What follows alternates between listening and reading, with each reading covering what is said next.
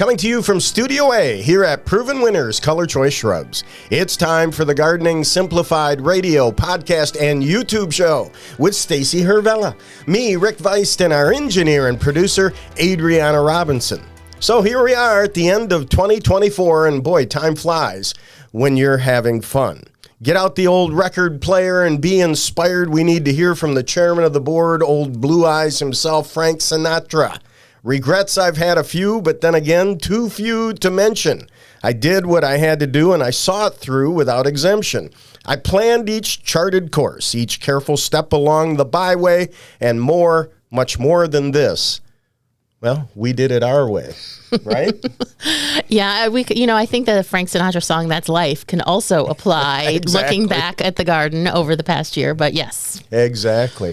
Well, if I'm out and about and I'm someplace where they're doing karaoke, I've got to get up there and do a little Frank Sinatra myself, although it's usually New York, New York. Oh. We started the year in 2024 with your resolutions, the resolutions of our listeners and our viewers, and we heard you. You love plants. You want better watering solutions, which include drip irrigation and the capture of rainwater, less waste and more efficiency and control. Labor-saving tips was a popular show that we did. You're interested in drought-tolerant plants, and you're going to learn about flash drought coming up in segment 4, and taking the irritation out of irrigation. And Stacy, I learned also that resolutions don't necessarily happen because here we are at the end of the year, and my tool shed is still a mess. Well, it's the intention that counts when it comes to resolutions. At least you intended for things to go a certain way. Doesn't mean they always happen, but your heart was in the right place. My heart was in the right place. Of course, in this past year also, we had our 100th episode. That was a lot of fun. We talked about Garden-topia, and we celebrated by discussing that topic, essentially how we love turning our outdoor spaces into a living space, a piece of, well, let's say peace and magic right in our own backyards. And so that was fun to talk about too. But I think what was really great this past year, Stacy, was both of us having the opportunity to show the progress on our gardens and how they're coming along. And, you made a real impact with that. I'm going to call it a bold move you made in your neighborhood. I did make a bold move, and yeah, that was definitely, it had a real cascading effect on other parts of the garden. I'm going to talk about that in segment 2 because, every year, if you're a gardener, you learn every year. You always learn something, usually more than one thing, but a lot of stuff. And this year, for a variety of circumstances that I will get into, it was just a tremendous learning year. And, it takes a bold move to get bold results. So yes. No regrets. If anything, I've been spending the last couple weekends feeling pretty darn sad that I'm not sitting out in the garden. Yeah, me too. Me too. It really affects me at this time of the year. And looking forward to you talking about that. For me, of course, in my garden, I learned that I love the combination of cannas and ornamental grasses, that I don't miss dealing with turf. I have nothing against turf, but I just don't miss having turf, especially the watering aspect of it. I just don't miss it. You can landscape with deer pressure. Building your soil at the end of the season is important. And well-planted containers, they, of course, can change from year to year, so they give you variety and provide the exclamation points in a landscape design. And Stacy, a couple shows that we did too, there was a lot of interest in rhythm, repetition, and layering in the landscape. Now, that's another thing I learned this past year. I say layering strange. That did sound a little strange. Yes, it does. And people pointed that out to me. So what is it? It almost sounds like I'm saying Larry. A little bit. Yeah. Layering. Yeah, like you're taking out a syllable. Am I? Kind of. Okay. But again, language is here to be understood. I knew what you meant, and that's what really matters. Okay. Well, I'm just pointing that out because I recognize it and I'm working on it. There is another thing that I learned and we learned on the show is that there's a big interest in easy to grow plants. And that show was very, very popular. And why not? Because again, Stacy, as we said many times over the course of this past year, we do live in the golden age of plant breeding. Yeah, and that whole concept, I know people love to talk about easy to grow plants because they want big results with little effort. And we all do. I mean, even as a professional horticulturist, I don't want to work super hard to get a little bit of results. I want to work very little and get a lot of results. Exactly. And when we did our nostalgia show and we had those great pictures, those vintage gardening photos, it really hit me that so many people automatically assume that plants are going to be higher maintenance based on these antiquated practices that really aren't that relevant anymore. And yes, I would say that, almost all plants nowadays are going to give you huge results with little effort. And it then just becomes a matter of you picking the right plants for your conditions so you don't have to, break your neck trying to take care of them. Well said. Well said. We got a quote from a listener that really resonated with us, Adriana, myself, you, and that is just a simple comment. Shade is hard. Yeah. I wouldn't know. I barely have any, but I take their word for it. But, we do have to make plant recommendations frequently for people who deal with shade. And it does limit your plant palette, but I've got a quote in response to that. And it's a quote that I use a lot when I do garden talks by Orson Welles. The enemy of art is the absence of limitations. Without any limitations and you have unlimited options, it's very difficult to do anything. So when you have that limitation, even though it's shade, and you say, okay, I've got to make something magical with these 5 or 10 plants or whatever, then you can make art. But if you have unlimited options, you don't even know where to get started. That's beautiful. That is really good. Yeah, there was big interest in the subject. As a matter of fact, the show that we put together about sunshade and part shade and explaining plant light needs, if you want to look it up, it's episode 75. That show was very, very popular. And then it was after that we heard from Dr. Alan Armitage, who says it's common sense. There's no such thing as a sun-loving or shade-loving plant. Plants don't love anything, they tolerate. It's a shade-tolerant or sun-tolerant plant. And then he went on to say that his point, this is his opinion, he feels that a sun-tolerant plant is a plant that can handle the sun during the hottest part of the day, 1 to 4 p.m. in the afternoon.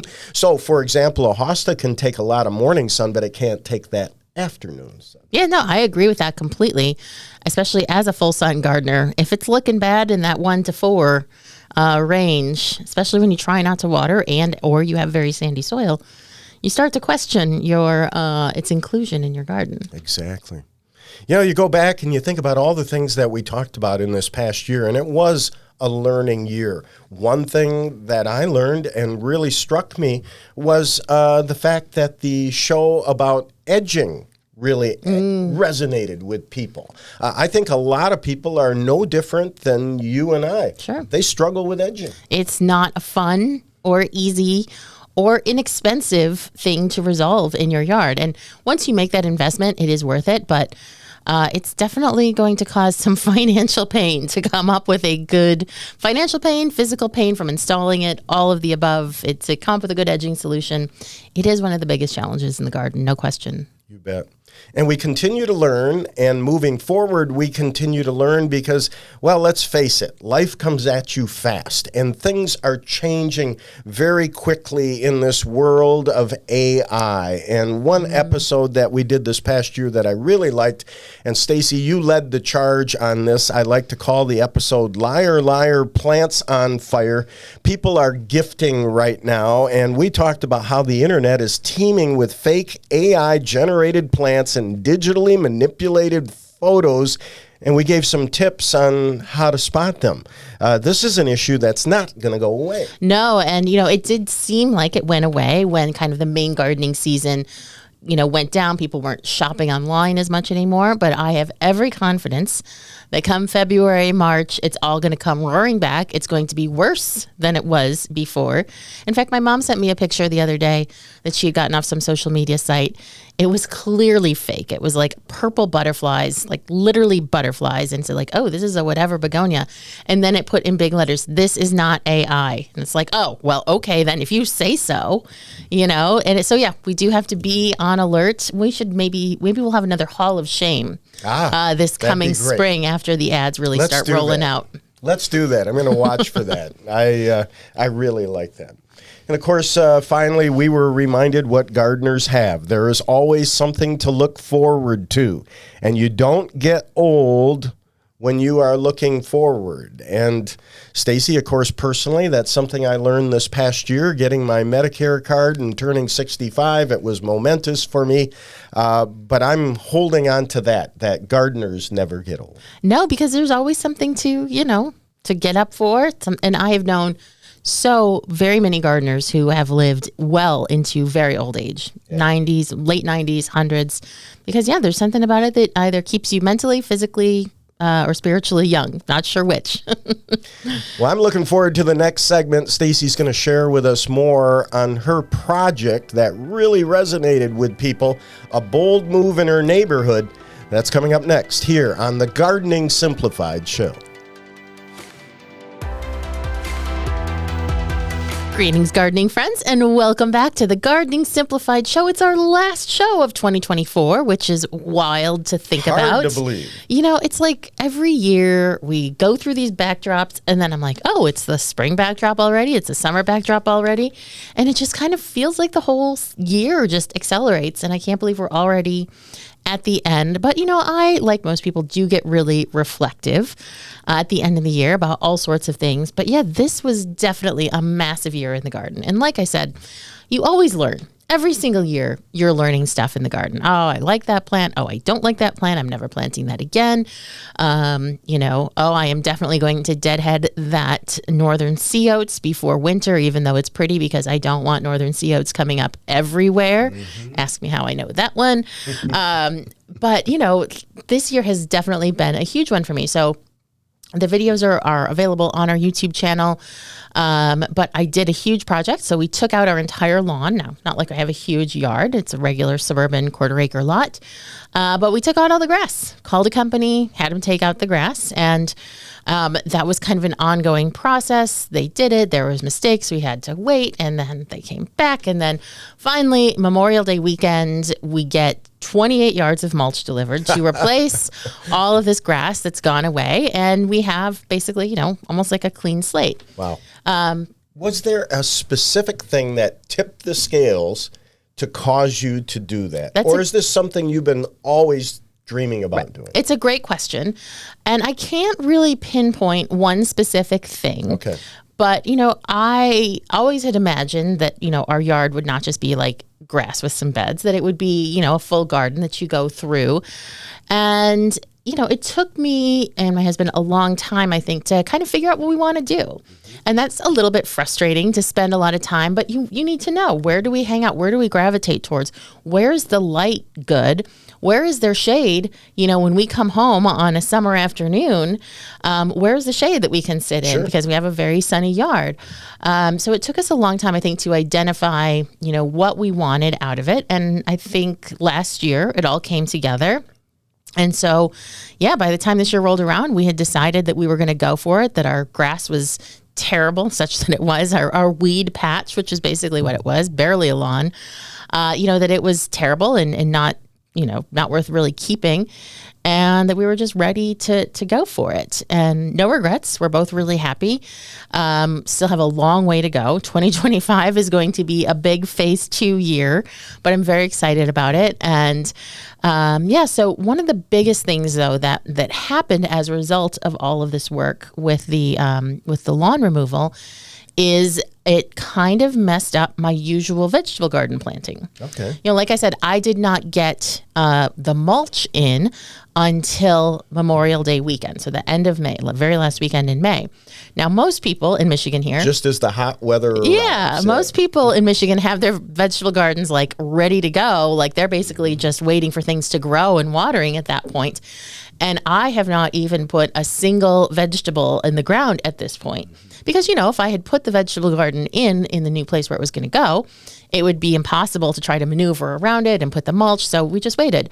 So that means that I did not plant my vegetable garden or even start planting it until the first weekend in June. Okay. Now, a lot of people would probably say, it's not even worth it, not even going to bother. But no, not me, because I was excited. You know, we got this big project. And also I know, okay, maybe things will be a little bit late, but that's okay.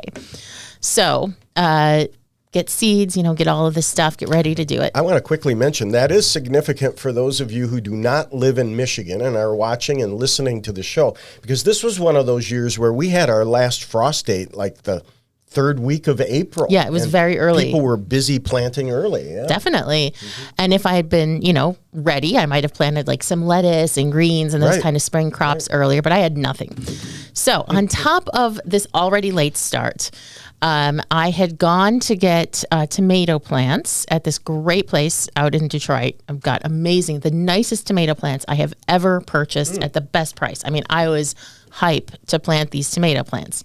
So much so that I took them outside the night before I was going to plant them. They had been sitting on my porch because, you know, deer, I have a terrible deer problem.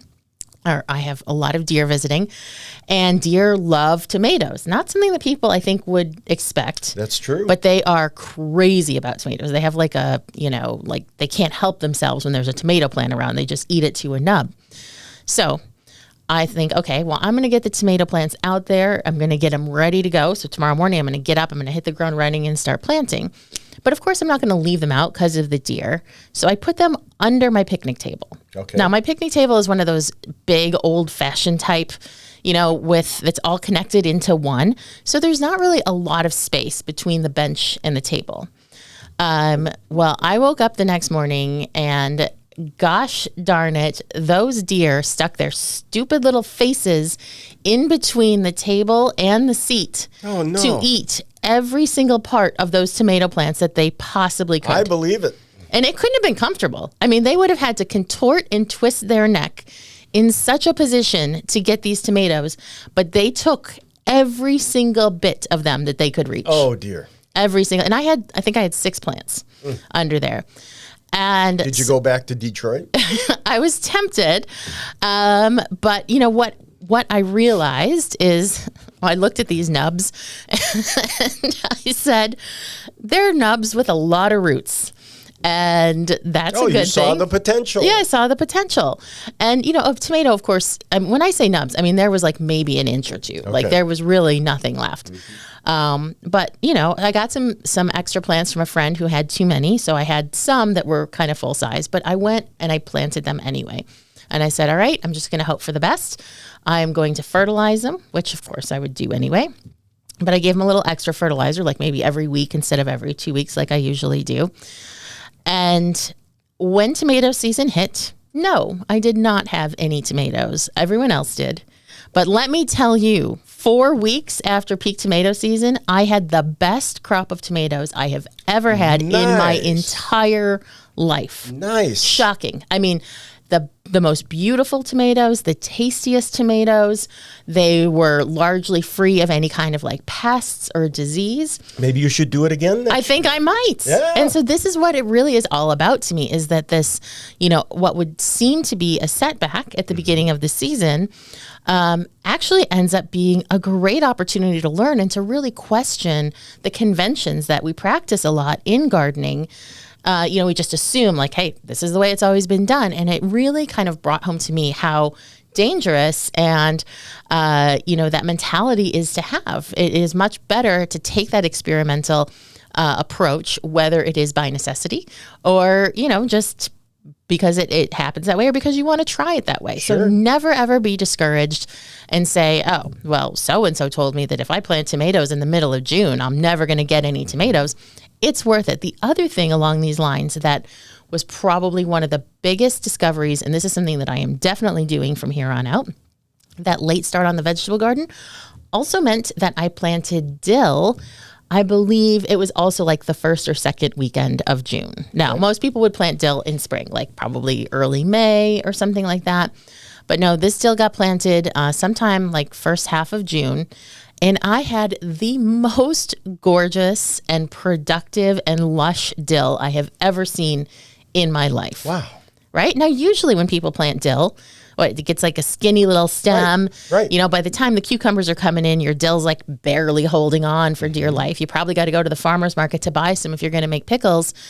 But I planted it late and it did gloriously. It was honestly the nicest dill I've ever seen.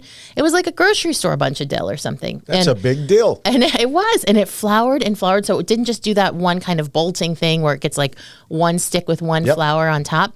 It was just covered in flowers. It was actually an attractive garden plant. Oh, and don't you love the aroma? I love dill. So and, do I. you know, when you have enough of it like that, you can use it a lot more. Right. Usually you're kind of like, you know, plucking off individual leaves that aren't like sad and yellowed as you try to make your pickles or whatever.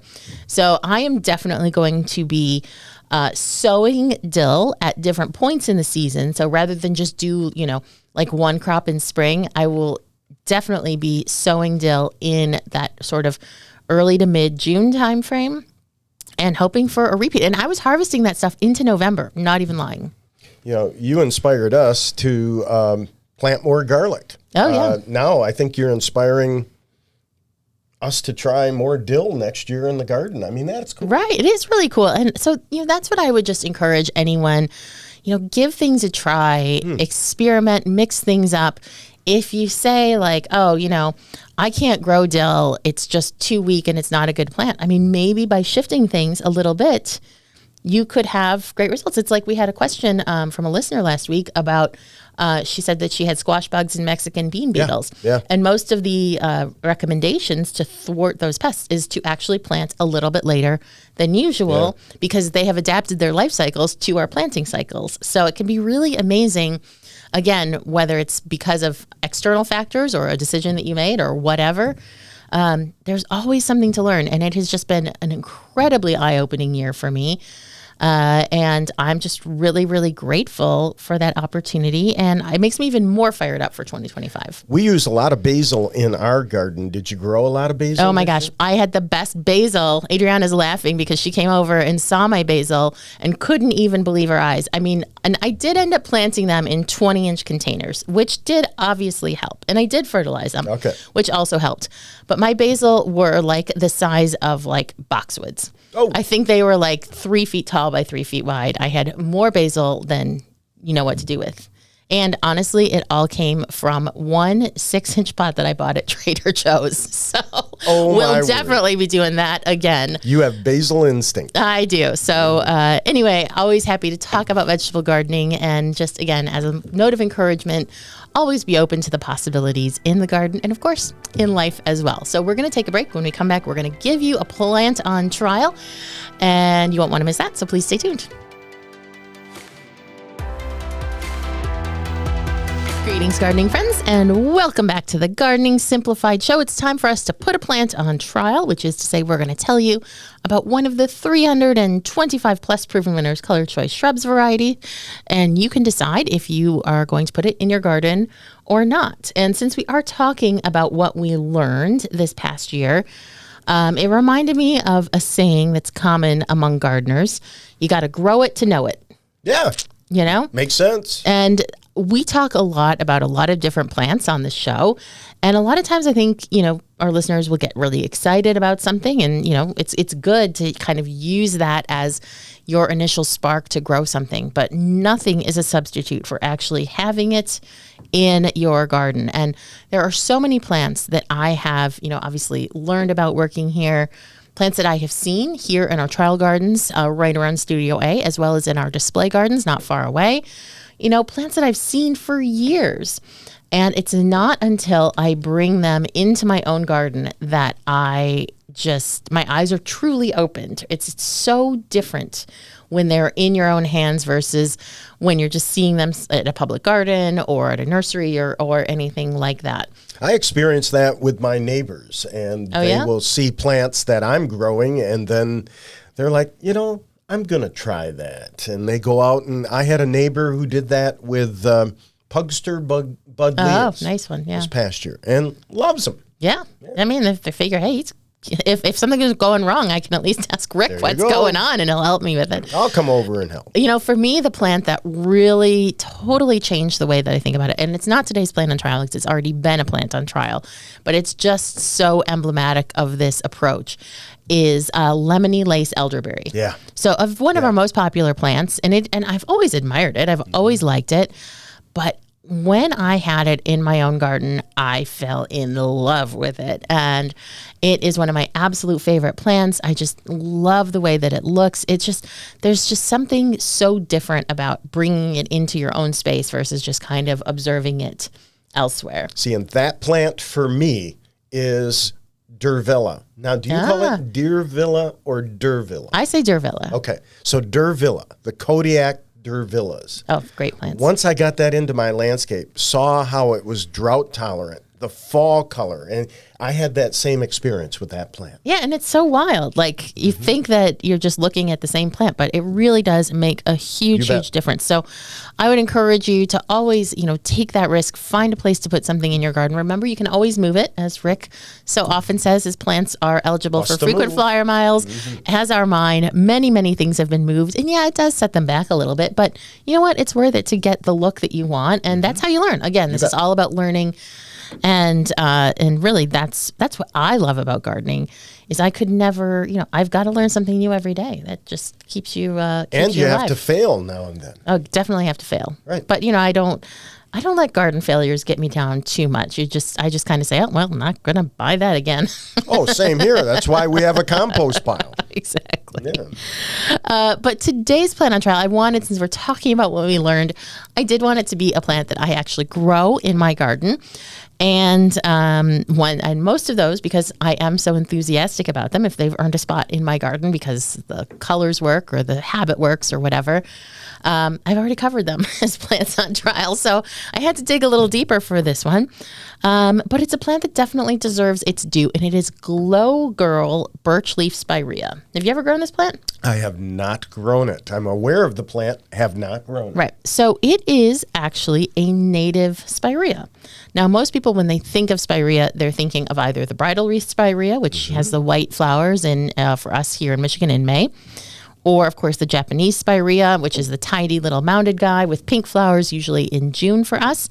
And those are great spirea. They are definitely the most common, but they're both native to Asia. So most people don't realize that there are actually a number of spirea that are native to North America. And that's interesting, but I want to hone in on something here then. You said something that I think is really profound. The plant has to earn a spot in your garden. In my garden, yeah. Why does this plant earn a spot? Well, for a couple of reasons. Number one, it is native and it's in my native plant garden. Now, I don't have like an absolutist native mentality towards my garden because I have a lot of different gardens. I have, I have a succulent garden. I'm working on a new African garden of plants that are native to Africa. So I like to mix it up. I have a little Asian inspired garden just based on where the plants are from. So, because space is still limited, I don't have an arboretum at my disposal. It has to be something that, first of all, can withstand the conditions in my yard, which are challenging. Sun, drought, because I have really sandy soil and I try not to provide supplemental water because I don't want to. And of course, deer. So that's a tall order. If you're keeping score at home, Stacy and I both live along the Lake Michigan shoreline. You're a little further south than me.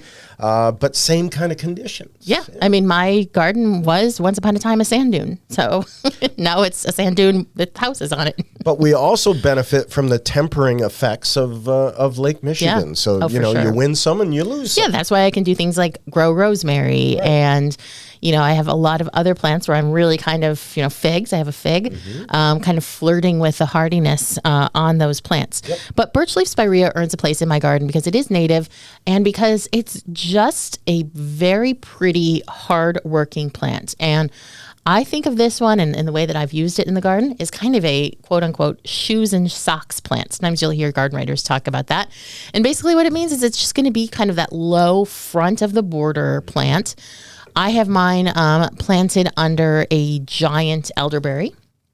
And what it does is brings color and just a really, really nice texture in spring. This is an early to emerge plant, which is nice. Every garden needs some of those, a mix of all of those.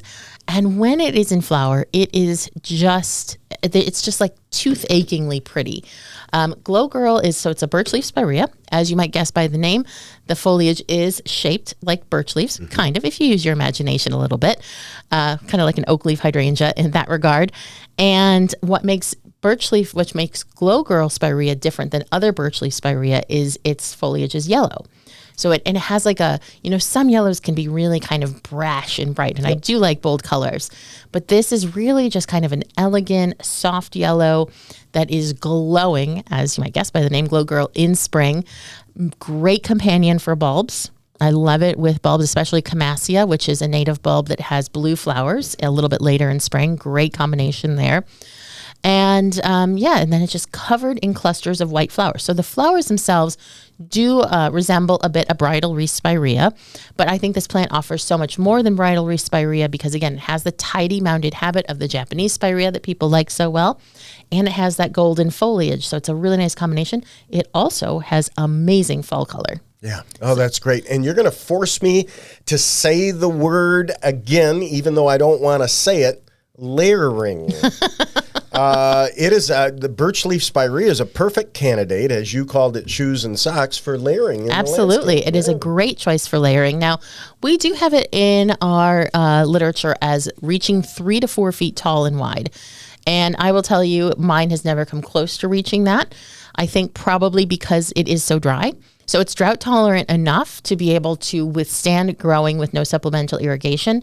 But as is often the case, if you aren't providing those additional resources or you don't have a clay soil that's really moisture retentive, then it is going to generally be a bit shorter. So it kind of has a stunting effect, which actually works perfectly for me. Yeah. I have no complaints about that. It's a really nice kind of 1 to 2 foot for me. But if you do have it in more water, or in wetter conditions, it will definitely grow a bit more. Now, I will say it does have one liability that you should know about if you're thinking about it, and that is that rabbits love the flowers. Oh. They leave the plant mostly alone. They don't really, cause any substantial damage to the plant. But if your main reason for growing birch leaf spirea is going to be the flowers, and you have rabbits, you probably aren't going to have a lot of flowers because it blooms on old wood, because it's an earlier blooming spirea, blooming in spring. And what I've always found, and this is true of multiple early blooming shrubs that are low growing, the rabbits are just so hungry at the end of fall, beginning of spring. And here's this plant, putting energy into some nice, tender, delicious flower buds, and the rabbits find them absolutely irresistible. Of course, you could use, a netting or a repellent or something like that. But honestly, I do feel that Glow Girl birch leaf spirea is pretty enough that even if it doesn't flower, it's still worth growing because the foliage is so attractive, the texture is so great, the shape is so great, and you're going to get fall color on top of all that. It turns kind of like a reddish pink and yellow and orange. I love when a shrub or a tree kind of shades from darker colors on the outside to the lighter colors inside, and it does that. It's such a pretty feature. Yeah. And another benefit, Stacy, this is a hardy plant, isn't it? It is. It's extremely hardy and extremely heat tolerant, which is wild. Hardy all the way down to USDA Zone 3, heat tolerant all the way to USDA Zone 9. So almost everyone in our listenership, no matter where you're at, can actually grow this. Again, it's a great plant to just kind of underplant a larger shrub, put at the front of the border for a low hedge. Just planting one on its own, it's one of those plants that just plays nicely with others. And that's a good thing. We all need those. That's outstanding. Helps us to accommodate the ones that maybe are a little bit more aggressive, visually aggressive in the landscape. But you'll be able to see pictures of Glow Girl Spirea, of course, on the YouTube version of the show, or just visit gardeningsimplifiedonair.com and look for the pictures there and all the other information. You can also find a list of retailers that you can look for this spring to add Glow Girl Birchless Spirea to your garden. We're going to take a break. When we come back, we've got branching news, so don't go away. Welcome back to the Gardening Simplified show as we reflect on what we learned in 2024. In branching news, we look at, well, something that a lot of people experienced in the past year throughout the United States and in various pockets, and that is drought. And drought is difficult to deal with. And there's a new phrase to add to your vocabulary: flash drought. Flash drought. This caught my interest, Stacy. In 2024, they're saying many areas experienced this. So it's a phenomenon that's existed for many years, but has become more intense and variable in recent decades. At least that's what scientists are saying.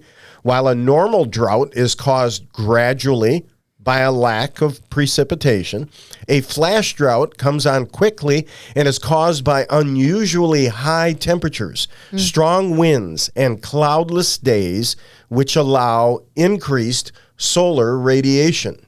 And this leads to high levels of what they call evapotranspiration. I hope I'm saying that. Evapotranspiration, right? Yeah, it's a crucial concept for gardeners to understand. Absolutely. The weather can become so hot so fast that it quickly sucks large quantities of moisture out of the soil and can lead to major crop losses. Flash droughts occurred across the southern United States this past fall. And, of course, we experienced a lot of drought in the Ohio area this past year also.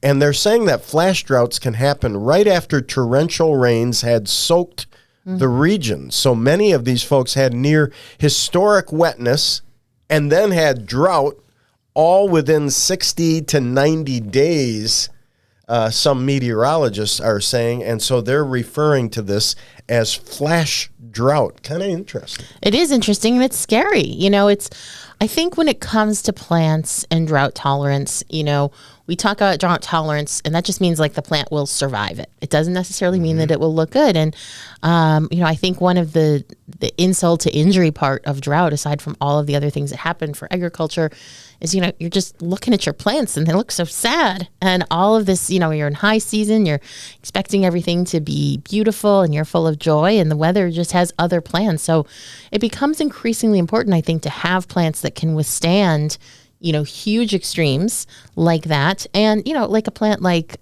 Glow Girl Spirea, which we were just talking about, plants that can tolerate extreme cold and extreme heat, because you never know what you're going to experience. Exactly.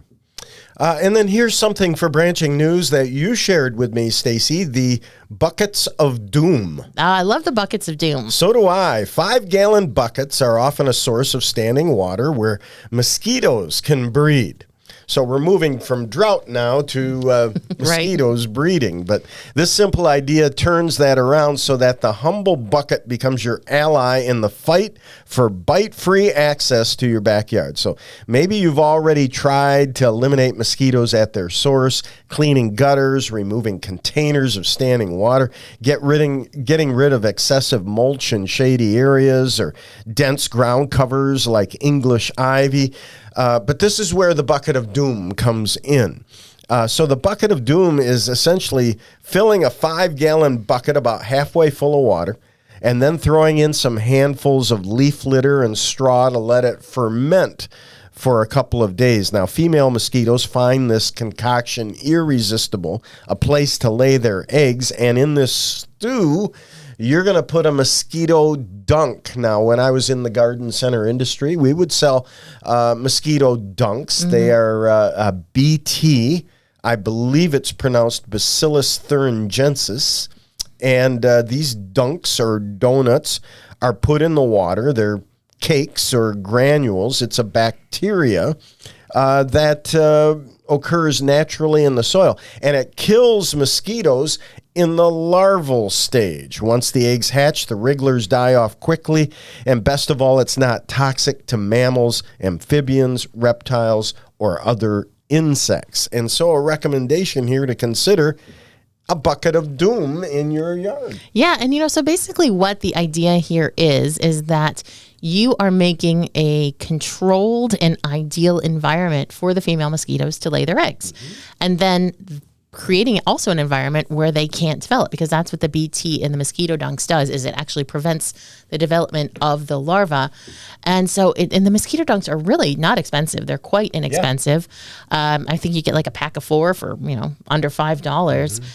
So it's a very affordable way to do all of this. And you don't even have to dump it out, because you can just leave it, and the scummier and yuckier and muckier it gets, the more the mosquitoes are going to love it. So I don't really have a mosquito issue, knock on wood, being in such a dry place. But at my father-in-law's house, he has a terrible issue. So I am definitely going to be trying this out at his house coming up in 2025. So I know the timing's not great for this handy little tip, but try to make a note so that you can remember, if you have a mosquito issue, to try some buckets of doom this coming season. I think it's a great idea, and we'll put the link there at our website, gardeningsimplifiedonair.com. So taking a moment here in this segment, Stacy, as we look back on 2024, it's a good time also to look at trends. We've talked before about the Garden Media Group, and they always come out with their garden trends. And this in this coming year, they're reminding us that more than a quarter of U.S. cities are covered in pavement. So there's a renaissance. It's not just an aesthetic appeal to add more plants to our cities and increasingly adopt strategies that we weave nature holistically into our daily existence. And so they're looking at a renaissance theme, a social retreat, and then also another trend that I thought was interesting they're looking at is this place doesn't exist. In other words, there's blurred lines. They're, of course, talking about artificial intelligence and the shifts towards anti-reality, which makes plants and nature so much more important to us in our daily lives. I mean, it makes sense. This is how it has always been. Whenever there's been some sort of technological advancement, there's been sort of a backlash and return to some of the best qualities of nature and the way things were. And of course, I've been having fun. This is another trend that they pointed out. I've been having fun creating playlists, Spotify playlists. And of course, at the top of the list is the Gardening Simplified podcast. So make sure to look for our podcast or look for us on YouTube, especially if you're somebody who's out there listening to us on radio, which is fine too. But they say grow your own way. Music in the garden is important, and they share a playlist on Spotify. See, I thought you were going to say that what was at the top of your playlist was the Gardening Simplified theme song, and I was like, wow, that is dedication, Rick. No. The actual show itself. Another trend, lived in gardens. In other words, a genuine and seasoned aesthetic for authenticity. And we talked about that this past year, that things like wrought iron gates and maybe some planters that are, have seen better days as opposed to the plastic swan planter. The good old plastic swan planter, the cauldron. You bet. You got to have all the greatest hits. Well, I think especially as more and more people live in newer homes, it makes a big difference to have those types of ornaments that have some age, and it gives everything a little bit more sense of time and place. And, it implies that there's a story there. And even if you bought something at an antique store or an estate sale and you don't know that story, well, now you're writing your own. And I love that. I love things that tell a story in the garden. I do too. I think stories are so important, and they connect us as human beings, and you can do that in a garden too. It adds authenticity. Living fences, hedges, and beyond. Foraging, there's still a lot of interest in foraging, and of course fresh flowers and cutting fresh flowers, and then something they refer to as holy moly plants.